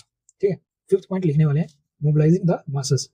कैसे women's inspired rural and urban population to join struggle. तो फॉर एग्जाम्पल में हम लिखेंगे अरुणा असफ अली, उन्होंने जो इंडियन नेशनल कांग्रेस का जो फ्लैग है वो होस्ट किया था ड्यूरिंग क्विट इंडिया मूवमेंट में। सिक्स्थ पॉइंट में लिखेंगे participation in revolutionary activity, some women's join armed resistance against British rule. तो एग्जांपल में जस्टिफाई करने के लिए लिखेंगे कल्पना दत्त जी, उनका जो इन्वॉल्वमेंट रही थी वो चिटागोंग आर्मरी जो रेड थी उसमें। ठीक है, कंक्लूजन में हम लिखेंगे there contribution was pivotal in mobilising people and sustaining the momentum of independence movement. जो इंडिपेंडेंस मूवमेंट थी उन्हें सस्टेन करने में और लोगों को मोबिलाइज करने में काफी बड़ा कंट्रीब्यूशन वीमेंस का रहा है। तो ये था ओवरऑल क्वेश्चन जो उसने पूछा था। नेक्स्ट देखते हैं, सिक्स्थ जो क्वेश्चन है वो है ट्राइबल्स अपराइजिंग के ऊपर। क्वेश्चन है discuss the characters of major tribal uprising in British India in 19th century. 2003 में पूछा गया है 15 मार्क्स में। तो इंट्रोडक्शन में हम लिखेंगे tribal uprising 19th century British India were intense थे, रीजनली डाइवर्स थे और रूटेड थे opposition to colonial exploitation, land alienation and cultural disruption. ये जो करेक्टर है वो बता रहा है और साथ में क्या रीजंस थे जिसकी वजह से ये अपराइजिंग जो अलग अलग रीजंस में हमें देखने को मिलती थी उसके जो रीजंस वो दिखाए हैं। पहला जो उसने पूछा नेचर क्या था, नेचर ऑफ रेजिस्टेंस क्या था रहा है ट्राइबल्स मूवमेंट का, वो दिखाया है। मोस्टली स्पॉन्टेनियस थे, रिएक्शनरी थे और वोलेंट थे। वो टारगेटेड, उनका जो टारगेट रहता था वो कॉलोनियल जो ऑफिशियल्स थे वो रहते थे, लैंडलॉर्ड्स थे वो रहते थे और मनी लॉन्डर्स। थर्ड है largely localised with minimum inter tribal coordination. तो उनका आपस में जो कोऑर्डिनेशन है वो हमें कम देखने को मिला है। यही नेचर ऑफ रेजिस्टेंस में भी हम लिख सकते हैं और वाइडर पॉलिटिकल आइडियोलॉजी में भी उनका जो रोल है वो कम हमें देखने को मिला है। नेक्स्ट जो कोजेस रहे हैं, अलग अलग जो रीजंस थे, अभी हम उन्हें डिटेल में लिखेंगे। पहला है लैंड एलियनेशन। जो भी पॉइंट हमने यहाँ लिखा है उसे अंडरलाइन करेंगे और उसे हम ब्रिटिश की जो इंपॉर्टेंट जो पॉलिसीज होंगी उसके साथ हम जस्टिफाई करते चलेंगे। तो लैंड एलियनेशन में हम लिख सकते हैं ब्रिटिश रेवेन्यू सिस्टम। एग्जांपल में हम लिखेंगे परमानेंट सेटलमेंट। उन्होंने क्या किया था, इग्नोर ट्राइबल ओनरशिप को इग्नोर किया था। एग्जांपल में हम ये लिख सकते हैं कि जैसे संथल जो प्रगनास में जो लीड किया था, संथल रेबिलियन हुआ था 1855 और 56 में, उसे हम एग्जांपल में लिख सकते हैं। नेक्स्ट जो है इंडियन फॉरेस्ट एक्ट जो 1878 था, उसने कर्टेल किया था जो ट्रेडिशनल राइट्स थे ट्राइबल के उनको। तो इसमें एग्जांपल देंगे मुंडा जो रेबिलियन हुआ था उसकी, मुंडा उलगुलन। साथ में टाइम पीरियड लिखेंगे कब हुआ था, अपोज फॉरेस्ट रेस्ट्रिक्शंस, ठीक है। थर्ड पॉइंट लिखेंगे इकोनॉमिक एक्सप्लॉयटेशन की वजह से भी जो ये ट्राइबल्स रेबिलियंस थे वो देखने को मिले थे। थोड़ा एक्सप्लेन करेंगे पॉइंट को। मनी लॉन्डर्स, ट्रेडर्स और जमींदार जो थे उन्होंने इम्पोज किया था डेब्ट एंड फोर्स्ड लेबर। तो इन दो चीजों की वजह से जो रेबिलियंस हुआ था उसमें हम एग्जांपल दे सकते हैं। जो कोल अपराइजिंग थी 1831-32 में जो प्रोटेस्ट हुआ था अगेंस्ट सच आउटसाइडर, ठीक है। इसी पॉइंट को हमने जस्टिफाई किया है। फोर्थ पॉइंट में देखेंगे कल्चरल डिसरप्शन, कैसे जो मिशनरीज थे उन्होंने इंटरफेस किया था ट्राइबल के बिलीव्स में और प्रमोट किया था religious political movements like Birsa Munda revolt. तो ये काफी, बिरसा मुंडा रिवोल्ट काफी इंपॉर्टेंट है। तो ये जो मिशनरीज थे उन्होंने इंटरफेस किया था उनके जो रिलीजियस बिलीफ है उसमें, तो वही लिखा है। नेक्स्ट जो हम देखेंगे मेजर ट्राइबल अपराइजिंग। इंडिया में जो मेजर ट्राइबल अपराइजिंग हुई थी, एटलीस्ट 5 एग्जांपल आप रट लीजिएगा, भी क्वेश्चन पूछ सकता है, इस साल काफी इंपॉर्टेंट रहने वाला है ये। अभी हम जो मेजर ट्राइबल अपराइजिंग है जो इंडिया में हुए हैं उसे देखते हैं। पहला जो है चोर रेबिलियन जो लेट 18th और अर्ली 19th सेंचुरी में हुआ था, revolt by Bhumij tribes in Bengal against land revenue policies. तो लैंड रेवेन्यू पॉलिसी के अगेंस्ट जो भूमि ट्राइब्स है उन्होंने जो ये चोर रेबिलियन जो हुआ था वो किया था। आप एग्जाम में एक टिप है, अगर आप एग्जाम में कोशिश करना कि एक छोटा सा इंडिया का मैप ड्रॉ कर लेना और उसमें आप जो अलग अलग हम ये ट्राइबल अपराइजिंग के बारे में लिख रहे हैं उनकी लोकेशन बता दीजिएगा।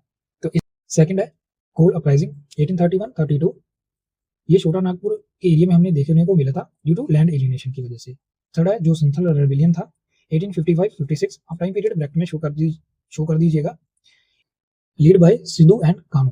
तो अगर आपको फाउंडर पता है किसी भी रेबिलियन की, जो मेजर पर्सनैलिटी जो ट्राइबल जो लीडर है उनका रहा है, तो वो जरूर कोट कीजिएगा। Against exploitation by money launders and British agents, ठीक है। फोर्थ देखेंगे बिल्स एंड बॉन्ड्स, जो ये ट्राइब है सीरियस अपराइजिंग हुई थी सेंट्रल इंडिया में against loss of autonomy. Fifth लिखेंगे मुंडा उलगुलन, ये ऑलरेडी हमने ऊपर एग्जांपल भी दिया, लीड बाय बिरसा मुंडा, काफी इंपॉर्टेंट है, लेफ्ट में करेंगे और बुक्स में भी करेंगे, ठीक है। Ending religious revivalism with anti colonial resistance, ठीक है। तो ये हमने जो मेजर ट्राइबल अपराइजिंग थी वो देखी है। नेक्स्ट जो लीडरशिप कैसी रही है और कैसे ऑर्गेनाइज किया था उन्होंने जो ट्राइबल रेबिलियंस था उसे देखेंगे। पहला जो हमें देखने को मिला है वो charismatic leaders, figures like Birsa Munda and Sidhu Kanhu, जो ऐसे जो क्रिस्मेटिक लीडर्स थे वो हमें देखने को मिले हैं ट्राइबल अपराइजिंग में।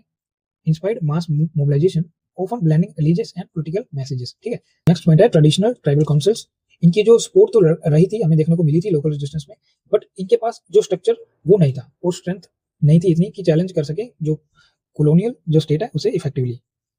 लास्ट लिखेंगे जो कॉलोनियल है उसका क्या रिस्पॉन्स रहा है इनके अगेंस्ट में, वो काफी ब्रूटल और सप्रेशन रहा है। Most revolts were crushed with severe रेप्रेशन, ठीक है। नेक्स्ट जो उनका रिस्पॉन्स रहा है वो है एडमिनिस्ट्रेटिव चेंजेस, कैसे some uprising force Britishers to enact protective legislation, कैसे जो छोटा नागपुर टेनेंसी एक्ट है वो और शेड्यूल डिस्ट्रिक्ट एक्ट है वो उन्होंने क्या किया था टू प्रिसेट ट्राइबल कम्युनिटी। ये पॉजिटिव इंपैक्ट हमें देखने को मिलता है जो ट्राइबल अपराइजिंग की वजह से उन्होंने जो फोर्स किया था ब्रिटिशर को ऐसे एक्ट लेके आने के लिए, तो वो हमने अभी डिस्कस किया है। जो है कंक्लूजन में लिखेंगे though localised and short lived, these uprising reflect tribal resistance to colonial rules and attempt to defend their traditional way of life, ठीक है। तो समराइज ही किया है कि नेक्स्ट 7th क्वेश्चन देखते हैं। Examine critically the various facets of economic policies of British in India from the mid 18th century till independence. ये 15 marks के लिए पूछा गया था 2014 में। इंट्रोडक्शन कैसे लिखने वाले हैं। British economic policies in India exploited resources, ruined traditional industries, promoted cash crops and caused poverty. तो बेसिकली जो उनकी इकोनॉमिक पॉलिसीज हैं उनके जो इम्पैक्ट है वो लिखे हैं। लिविंग इंडिया इकोनॉमिकली डिपेंडेंट, ठीक है। तो एज दादाभाई नौरोजी एपेटली ऑब्जर्व, तो उनका जो व्यू पॉइंट है वो इंट्रोडक्शन में हमने लिखा है the British rule has been morally politically and economically a great help to India, ठीक है। तो ऐसा ही जो कोटेशन है आपने अगर इंट्रोडक्शन में लिखते हो तो बहुत बढ़िया, और नहीं तो आप इसे कंक्लूजन में भी एज यूज कर सकते हो, ठीक है। तो फर्स्ट हेडिंग जो उसने पूछा है वो लिखा है क्या फीचर्स रहे हैं इकोनॉमिक पॉलिसी के जो British India in the mid 18th century से जो 1947 तक, वो लिखे हैं। पहला लिखा है ड्रेन ऑफ वेल्थ, कैसे जो wealth was systematically transfer from India to Britain as highlighted by Dadabhai Naoroji. आप चाहो तो उनकी जो फेमस बुक है जिसमें से हमने ये उठाया है ड्रेन ऑफ वेल्थ, वो आप मुझे कमेंट में बताइएगा वो बुक का नेम क्या है, और चाहे तो आप यहाँ पे उस बुक को इसे ब्रैकेट में मेंशन कर सकते हो, ठीक है। नेक्स्ट जो पॉइंट है monopoly trade, the East India Company mobilise trade destroying traditional industries like textile, जो ईस्ट इंडिया कंपनी है, उन्होंने धीरे धीरे जो अपना जो ट्रेड है उसे मोनोपोलाइज कर लिया था। उसकी वजह से जो नेगेटिव इंपैक्ट पड़ा था जो हमारी टेक्सटाइल इंडस्ट्रीज है, जो स्मॉल इंडस्ट्रीज है उसके ऊपर, ठीक है, जैसे हैंडलूम्स थे, जो लोकल इंडस्ट्रीज है उसके ऊपर काफी नेगेटिव इंपैक्ट हमें देखने को मिला था। नेक्स्ट पॉइंट है डी इंडस्ट्रियलाइजेशन। जो ब्रिटिश है वो काफी हैवी इंपोर्ट करते थे और उसकी वजह से जो इंडिजीनियस जो क्राफ्ट से जो इंडियन पीपल के उसके ऊपर भी हमें नेगेटिव इंपैक्ट देखने को मिला है। Left millions unemployed. इसकी वजह से जो अपने जो काम है उसकी वजह से उनकी जो रोजाना की जिंदगी चलती थी, तो जो लाइवलीहुड पे डिपेंड उनका जो लाइवलीहुड था वो बेसिक उनके जो इंडिजिनियस क्राफ्ट है उन्हें बेचकर चलता था, तो वो धीरे धीरे कम होने लगा था। तो ये भी उनकी जो इकोनॉमिक पॉलिसी है उनका जो इंपैक्ट हमें देखने को मिला है। नेक्स्ट है कमर्शियलाइजेशन ऑफ एग्रीकल्चर। उन्होंने जो एग्रीकल्चर सिस्टम है धीरे धीरे उसे शिफ्ट करने लग गए थे कैश क्रॉप्स के ऊपर, cash crops like Indigo, cotton. तो इसकी वजह से आपको काफी जो रिवोल्ट्स हैं वो भी देखने को मिले थे, ठीक है। और उसमें जो हमारा जो फर्स्ट आता है, जो जो फर्स्ट सिविल डिसोबीडिएंट मूवमेंट है वो देखने को मिला है कमर्शियलाइजेशन ऑफ एग्रीकल्चर की वजह से देखने को मिले। इसकी वजह से जो नेगेटिव इंपैक्ट आए थे वो हमारे फूड की शॉर्टेज, ठीक है, जो फेमाइन है वैसी चीजें हमें देखने को मिली है। तो फेमाइन का पॉइंट भी हमने अलग से लिखा है poor policies and neglect lead to devastating famines including. Example लिखा है कब आया था, 1876, 78 एंड 1943, ठीक है। तो इसके अलावा एक्सप्लॉइटेटिव रेवेन्यू सिस्टम, उनका जो रेवेन्यू सिस्टम है वो भी बेकार था। सिस्टम्स लाइक परमानेंट सेटलमेंट है उसने भी काफी बर्डन दिया था जो स्मॉल पीजेंट है उनको। जो पीजेंट है वो टाइम पे अपना जो कर्ज है नहीं चुका पाते थे, तो उसकी वजह से उनकी जो लैंड है उनसे छीन ली जाती थी। पॉइंट है रेलवे फॉर एक्सप्लॉइटेशन। कैसे उन्होंने जो रेलवेज है वो बेसिकली बिल्ड किए थे जो अपना जो रो मटेरियल है उसे एक्सट्रैक्ट करने के लिए, उसकी ट्रांसपोर्टेशन के लिए और जो ट्रूप्स हैं उनकी मूवमेंट के लिए, ठीक है। तो वो टाइम एक्सप्लॉइटेशन कैसे उन्होंने फोर्सफुली जो इंडिया है उनको जो वर्ल्ड वॉर सेकंड है उसमें इंक्लूड कर दिया था, जिसकी वजह से हमें जो रिसोर्स है उनमें ड्रेन देखने को मिला, इन्फ्लेशन देखने को मिली और पॉवर्टी देखने को मिली थी, ठीक है। नेक्स्ट पॉइंट है colonial stagnation. 1930s and 40s India faced economic stagnation, poverty and under development. तो वही पॉइंट है, जस्ट आपने जो कॉमन पॉइंट है, जो मेन पॉइंट है वही लिखने हैं। काफी सारे पॉइंट्स लिखे हैं, इसमें से आपने कुछ 5-6 जो आपको इंपॉर्टेंट लगते हैं सिर्फ वही एक्सट्रैक्ट कर लेने हैं।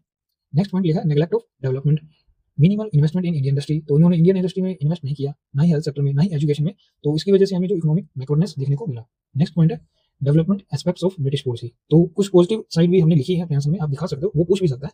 जैसे developed railways and transport system, example दिया बम्बे थाने, जो लाइन उन्होंने बनाई थी 1853 में वो लिखा है। सेकंड पॉइंट लिखा है उन्होंने जो modern legal and administrative system है वो इंट्रोड्यूस किया था। एग्जांपल में लिखा है इंडियन पिनल कोड 1860। हालांकि अभी तो ये रिपील हो गया है, इसकी जगह पे जो नया जो हम लॉ लेके आए हैं उसका जो नेम है वो आप मुझे कमेंट में बताइएगा, काफी इंपॉर्टेंट है। नेक्स्ट पॉइंट है उन्होंने स्टार्ट किया था वेस्टर्न स्टाइल एजुकेशन। इसमें चाहो तो आप एग्जांपल जो कलकत्ता यूनिवर्सिटी की एग्जांपल वो दे सकते हो। कमर्शियल एग्रीकल्चर शुरू कर दिया था उन्होंने, प्रमोट किया था।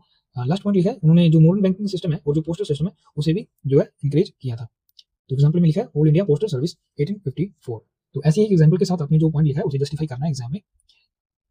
कंक्लूजन में हमें लिखा है British economic policy exploited India causing poverty stagnation. तो इंपैक्ट लिखे हैं जो उसने क्वेश्चन में पूछा भी था, जनरल पॉइंट है वही रिपीट हो रहे हैं। At independence India face weak economy, require major reconstruction and reforms. तो उनकी वजह से जो इंडिपेंडेंस के बाद हमें काफी जो चैलेंज फेस करने पड़े थे, तो उसके बाद ही हमने जो एलपीजी रिफॉर्म है, ऐसी बड़ी जो रिफॉर्म है वो लेके आए थे इंडिया को जो स्टैंड करने के लिए इन द ग्लोबल मार्केट, ठीक है। नेक्स्ट देखते हैं हमारा जो 8th क्वेश्चन है, ट्रेस द ओरिजिन एंड स्वदेशी movement, did it involve the masses. 2000 में पूछा गया था 30 मार्क्स के लिए, ठीक है। तो इस साल भी ये काफी इंपॉर्टेंट रहने वाली है मूवमेंट, क्योंकि ये फर्स्ट मास मूवमेंट था, इसलिए last year quit India movement पे क्वेश्चन आया था, उसके जो रीजन पूछे थे और उसके जो रिजल्ट्स थे वो पूछे थे, तो इसके ऊपर भी वो पूछ सकता है, इसलिए ये क्वेश्चन हमने पिक किया है। इंट्रोडक्शन कैसे लिखेंगे, जो स्वदेशी मूवमेंट है वो शुरू हुआ था 1905 में। क्यों हुआ था, response to partition of Bengal. और जो पार्टीशन ऑफ बंगाल है वो किसने की थी, लॉर्ड कर्जन ने, ठीक है। जो थोड़ी हिस्ट्री है वो उसके साथ आपने लिंक करना है। इसका क्या एम था वो भी साथ में हमने इंट्रोडक्शन में लिखा है, to promote self reliance and oppose British policy through boycott foreign goods, ठीक है। तो उनका जो एम था हमने वो भी साथ में लिखा है। विद इन 25 से 30 वर्ड आपका ये बढ़िया इंट्रोडक्शन हो सकता है, आप इसे रट लीजिएगा। नेक्स्ट है ओरिजिन। क्यों हुआ था, फर्स्ट पॉइंट लिखा है divide Indians. The partition was seen as British strategy to divide India. तो जो इंडिया है उसे डिवाइड करने की उनकी जो पॉलिसी रहती थी, डिवाइड एंड रूल, तो उसका जो हमें जो पॉइंट है वो देखने को मिला है। नेक्स्ट जो इसका विजन का कारण है वो है पार्टीशन ऑफ बंगाल, ठीक है। तो वही जो मेन कारण यही है, partition of Bengal, attempt to divide and weaken Indian unity. Nationalist leader कैसे, जो तिलक थे और जो हमारे अरविंद घोष, जो बिपिन चंद्र पाल, उन्होंने कहा था कि हमें बाइकआउट करना चाहिए और स्वदेशी जो है उसे प्रमोट करना चाहिए। तो ये भी उनके जो ओरिजिन है उसमें आता है point. Congress support officially adopted स्वदेशी, जो स्वदेशी को अडॉप्ट किया था एंड बाइकआउट किया था जो ब्रिटिश के जो प्रोडक्ट्स हैं, उनके जो गुड्स हैं, उन्हें इन 1906 कोलकाता सेशन, ठीक है। तो इनके जो प्रेसिडेंट है आप मुझे कमेंट में बताइएगा। नेक्स्ट हेडिंग है मास मूवमेंट। जो मास मूवमेंट है वो हमें कैसे देखने को मिलता है, बेसिकली ये रिजल्ट्स ही हैं जो आपको देखने को मिलते हैं। पीपल थे, उन्होंने जो ब्रिटिश जो क्लोथ्स है उन्हें जलाना शुरू कर दिया था और जो फॉरेन जो गुड्स है उन्हें यूज करना बंद कर दिया था। जो स्वदेशी प्रोडक्ट है उनकी, जैसे खादी, लोकल टेक्सटाइल, उन्हें प्रमोट करने लगे थे। और एग्जाम्पल में हमें लिखा जो बंगाल मिल्स थी उन्हें सपोर्ट किया है। जो स्टूडेंट है वो स्कूल छोड़ के जो प्रोटेस्ट है उनमें पार्टिसिपेट करने लगे थे। और हमने एग्जाम्पल में लिखा है जो बसंती देवी जी है उन्होंने लीड किया था वीमेन प्रोटेस्ट। ठीक है, नेक्स्ट पॉइंट है कल्चरल टूल। जो टैगोर है उनका, उनके जो सॉन्ग है वो जो तिलक जो गणेश उत्सव है उन्होंने भी स्प्रेड किया था नेशनलिज्म स्पिरिट को। ठीक है, नेक्स्ट पॉइंट है नेशनल एजुकेशन का। इसमें हम लिख सकते हैं जो अरबिंदो घोष हैं जो प्रिंसिपल थे, जो बंगाल में नेशनल कॉलेज था उसमें नेशनलिस्ट आइडिया को प्रमोट करने लगे थे। ग्रुप्स थे जैसे अनुशीलन समिति, उन्होंने स्प्रेड किया था जो स्वदेशी है उसे अलग अलग गाँव में। ठीक है, तो हमने कंक्लूड किया swadeshi movement mark the first mass based resistance against British rule, it strengthen economic nationalism and laid the foundation for later national movements like non cooperation movement and civil disobedient movement. ठीक है, तो ये इसका जो basic conclusion है, इसकी जो importance रही है हमारे आगे आने वाले जो मूवमेंट्स है उसमें, और जो इंडिया का ओवरऑल जो नेशनलिज्म है उसे बिल्ड करने में। ठीक है, तो ये थी स्वदेशी मूवमेंट के बारे में। नेक्स्ट क्वेश्चन देखते हैं जो काफी इंपॉर्टेंट रहने वाला है 2025 एग्जाम के लिए। 9th क्वेश्चन है assess the role of Subhash Chandra Bose in India's struggle for independence. Answer 150 word में लिखना है और 10 मार्क के। ऐसा क्वेश्चन उन्होंने पूछा नहीं है पास्ट में, लेकिन सुभाष चंद्र बोस जी के ऊपर एक क्वेश्चन आ रखा है। वो गांधी जी के साथ उनका कंपैरिजन पूछा था कि जो अप्रोच थी इंडियन फ्रीडम स्ट्रगल में उसके ऊपर, लेकिन इस साल जो पूछ सकते हैं उसका जो उनका जो ओवरऑल कंट्रीब्यूशन है इंडियन फ्रीडम स्ट्रगल में वो उसके ऊपर पूछ सकते हैं। ये तो इंट्रोडक्शन में पॉलिटिकल लीडरशिप है वो 1930 में शुरू हो गया था। उसके बाद आपने देखा होगा उन्होंने जो इंडियन नेशनल कांग्रेस के जो इलेक्शन है वो भी जीते थे। ठीक है, प्रेसिडेंसी वो जीती थी। और जेल के बाद 1921-22 जेल से आने के बाद उन्होंने और यंग मैन कॉन्फ्रेंस जो है वो ऑर्गेनाइज की थी। फर्स्ट देखते हैं उनकी जो पॉलिटिकल लीडरशिप है, जो उनकी पॉलिटिकल लाइफ थी जो 1930 में शुरू हुई थी। उन्होंने ऑर्गेनाइज किया था जो all Bengal young man conference है। जब वो जेल से वापस आए थे 1921-22 में, वो इलेक्ट हुए थे as a president Indian National Congress में 2 बार। ठीक है, ट्वाइस, 1938 और 1939। आप मुझे बताएंगे कि ये किस जगह पे ये इलेक्शन जो प्रेसिडेंसी के हुए थे, और इनके अपोजिट जो थे उनका क्या नाम था, और वो advocated socialist tilt with in Congress along with Nehru. ठीक है, तो ये भी इंपॉर्टेंट पॉइंट है, आपने याद रखना है। सेकंड पॉइंट है formation of all India forward block. काफी इंपॉर्टेंट है, इसके बारे में तो आपने सुना ही होगा। एस्टैब्लिश उन्होंने की थी एक पार्टी 1939 में, जब वो इलेक्शन में उन्होंने रिजाइन कर दिया था उसके बाद, calling for full and immediate independence. ठीक है, उसके बाद इंटरनेशनल एफर्ट्स क्या रहे उनके उसके बारे में लिखा है। उन्होंने जो सिक्योर किया था जर्मन और जापानीज की support during world war second to fight against जो ब्रिटिश रूल है उनके अगेंस्ट। ठीक है, फोर्थ पॉइंट लिखा है इंडियन नेशनल जो आर्मी उसमें उनका उनका जो काफी बड़ा कंट्रीब्यूशन रहा है। उन्होंने रीऑर्गेनाइज किया एंड लीड किया इंडियन नेशनल आर्मी को 1943 में विद जापानीज असिस्टेंस। उन्होंने रिक्रूट किया था जो इंडियन प्रिजनर ऑफ वॉर थे उन्हें and workers in south east Asia. ठीक है, फिफ्थ पॉइंट है आजाद हिंद गवर्नमेंट जो है उन्होंने फॉर्म की थी विद जापानीज। सिक्स्थ पॉइंट है mass mobilisation, advocated mass participation in freedom struggle, rejecting non violence as a condition. ठीक है, तो वो नॉन वायलेंस को एज ए कंडीशन की तरह नहीं मानते थे, रिजेक्ट करते थे। यही जो मेन जो पॉइंट है जहाँ पे वो डेविएट करते थे जो गांधी जी उनके जो अप्रोच है उनसे। ठीक है, सेवंथ पॉइंट है वुमेन्स रेजिमेंट। उन्होंने फॉर्म किया था रानी झांसी रेजिमेंट 1943 में, जिसमें 1000 के जो करीब वो जो वीमेन सोल्जर्स मौजूद थे। ठीक है, एट पॉइंट है यूथ लीडरशिप, कैसे उन्होंने एनकरेज किया था यूथ पार्टिसिपेशन को थ्रू यूथ लीग इन 1920s। ठीक है, नाइन्थ पॉइंट लिखा inspirational leadership, inspired patriotism and unity, leaving the lasting legacy in India's independence movement. ठीक है, और कंक्लूजन में हमने लिखा है कि उनका जो इनडोमिटेबल स्पिरिट और नेशनलिज्म को देखते हुए जो गांधी जी है उन्होंने इन्हें जो द प्रिंस अमंग पैट्रियोट्स कहा है गांधी जी ने, और उनका जो बर्थडे है वो हम सेलिब्रेट करते हैं एज ए पराक्रम दिवस के रूप में। ठीक है, तो ये उनका काफी कंट्रीब्यूशन रहा है हमारे फ्रीडम स्ट्रगल में। इस साल इसके क्वेश्चन आने वाला है, तो इसे आप जरूर कर लीजिए। इस कंटेंट को आप पीडीएफ डाउनलोड करके रीड कर लीजिएगा। नेक्स्ट जो 10th क्वेश्चन है उसे रीड करते हैं। Acts enacted before 1857 played a dual role. जो चार्टर एक्ट्स हैं उनके ऊपर ये क्वेश्चन है कि कैसे जो 57 जो रिवोल्ट हुई थी उससे पहले जो चार्टर एक्ट्स हैं उनका जो डुअल रोल है, कैसे पहला उन्होंने कंसोलिडेट किया था ब्रिटिश का कंट्रोल इंडिया के ऊपर, और दूसरा साइमल्टेनियसली जो ईस्ट इंडिया की जो पावर है उसे कम किया था। ठीक है, तो उसके ऊपर क्वेश्चन है, ये पूछा नहीं गया लेकिन ऐसा the British East India company acts और charter acts were passed by parliament to renew the company's charters legitimising its rule in India as British crown agent. ठीक है, तो उन्हें अपना जो एजेंट है उसकी तरह वो बनाना चाहते थे। नेक्स्ट देखते हैं क्या रोल रहा है चार्टर एक्ट्स का जो ब्रिटिश है की जो अथॉरिटी है उसे डेवलप करने में इंडिया में। फर्स्ट पॉइंट देखते हैं गवर्नमेंट स्ट्रक्चर। 1833 एक्ट जो था उसने स्टैब्लिश किया था गवर्नर जनरल की काउंसिल को, जो अलाउ करती थी ब्रिटिश इंडियन लॉ मेकिंग में। ठीक है, तो ब्रिटिश की जो लॉ मेकिंग है उसमें उनका जो रूल है वो 1833 एक्ट ने इंक्रीज किया था। सेकंड पॉइंट है रिलीजियस एंड सोशल रिफॉर्म्स, कैसे 1813 एक्ट है उसने अलाउ किया था मिशनरीज को टू प्रमोट क्रिश्चियनिटी। ठीक है, और जो 1833 एक्ट है उसने एबॉलिश किया था स्लेवरी को। तो जो उनके जो रिलीजियस एंड सोशल रिफॉर्म्स है जो इन एक्ट्स में हमें फीचर देखने को मिले हैं वो यही रिफ्लेक्ट करता है कि जो ब्रिटिश की अथॉरिटी है वो इंडिया में धीरे धीरे इंक्रीज होने लगी थी। ठीक है, नेक्स्ट पॉइंट है एजुकेशन के ऊपर। 1813 act allocate fund for education and 1833 act further promoted education for all cast. ठीक है, तो ये भी बेसिक पॉइंट है। फोर्थ पॉइंट देखेंगे, British control. The 1813 act ended the companies trade monopoly, strengthening British political dominance. ठीक है, जो 1830 का एक्ट है उसने जो कंपनी की ट्रेड मोनोपोली उसे खत्म कर दिया था। क्या उसने कंप्लीट खत्म कर दिया था या मुझे कमेंट में बताइएगा। और स्ट्रेंथनिंग ब्रिटिश पॉलिटिकल डोमिनेंस, तो ये उनका जो कंट्रोल है हमें देखने को मिला इन एक्ट्स के आने के बाद। नेक्स्ट देखते हैं कि कैसे उन्होंने जो कंपनी की जो पावर है उसे वीक किया था। फर्स्ट एक्ट था, जो शुरुआत में जो एक्ट चार्टर एक्ट आने लगे थे, धीरे धीरे उन्होंने जो कंपनी का जो रूल है और उनकी जो पावर है वो वीक करनी शुरू कर दी थी। फर्स्ट एक्ट हमने लिखा है 1733 act, strengthen British control by requiring report on Indian affair. तो उन्होंने रिपोर्ट्स जो है उनके जो काम की रिपोर्ट्स है वो मांगनी शुरू कर दी थी। सेकंड पॉइंट लिखा है 1784 act, commercial and political functions creating board of control. ठीक है, तो उन्होंने जो फंक्शन है वो डिवाइड कर दिए थे और बोर्ड ऑफ कंट्रोल आने की वजह से उनका जो फंक्शन है उसमें जो पहले वो कमर्शियल पॉलिटिकल फंक्शन दोनों देखती थी जो ईस्ट इंडिया कंपनी है, तो उसमें उन्हें डिवाइड देखने को मिला। कहीं ना कहीं ये पॉइंट मेजर पॉइंट रहा है जिसने जो ईस्ट इंडिया कंपनी है उसे कंट्रोल किया, उसे जो वीक किया। ठीक है, पॉइंट है 1813 एक्ट, इसने क्या किया था, abolish the companies trade monopoly. ठीक है, असर्टिंग क्राउन सोवरेनिटी, और जो क्राउन की सोवरेनिटी है उसे असर्ट किया था। नेक्स्ट पॉइंट है 1833 act and companies commercial activity को उन्होंने जो है एंड कर दिया था। मेकिंग एन एडमिनिस्ट्रेटिव बॉडी, तो सिर्फ जो है एडमिनिस्ट्रेटिव जो काम वही रह गए थे ईस्ट इंडिया कंपनी के पास। फिफ्थ पॉइंट है 1853 act, signal political termination of companies rule by parliament, तो इसने ये सिग्नल कर दिया था कि इसके बाद जो कंपनी है वो हम खत्म करने वाले हैं। तो ये एक्ट जो था लास्ट एक्ट ही मान के चलिए, जिसके बाद जो कंपनी है काफी वीक हो गई थी। ठीक है,